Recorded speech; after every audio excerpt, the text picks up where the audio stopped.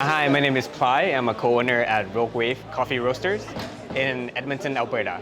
In the last month, it's been pretty crazy. I won 2019 Aeropress Canadian National, and I'll be representing Canada in the end of November in London, UK at the World Final. Last week, or 2 weeks ago, I won the 2020 Canadian Brewers Cup competition in Montreal, and I will be representing Canada in May of next year in Melbourne, Australia.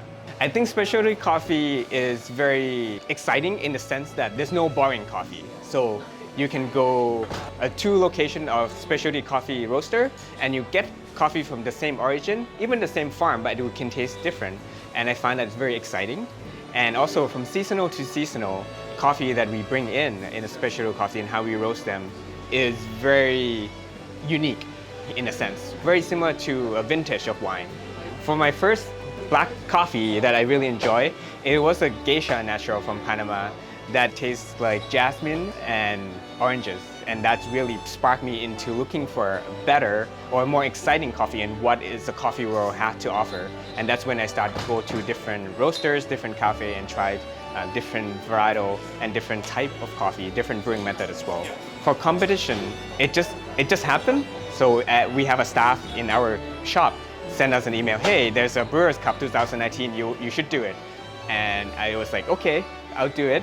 And in 2019 is when I was in one of the finalists.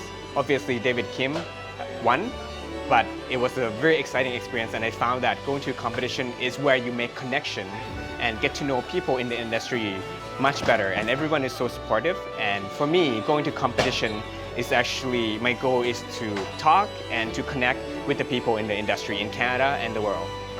At our shop, we have about 10 different types of brewers that we use all the time, and we encourage everyone in the shop to experiment with coffee. Now, when we get new coffee, the first things that we do, we actually have a basis recipe that we use, and we would taste it. And after we taste, we will go from there to like, oh, maybe a flat bottom brew would be better. And if we can change the filter to change the body or change the aftertaste, we can use what we have in our shop to actually do that too.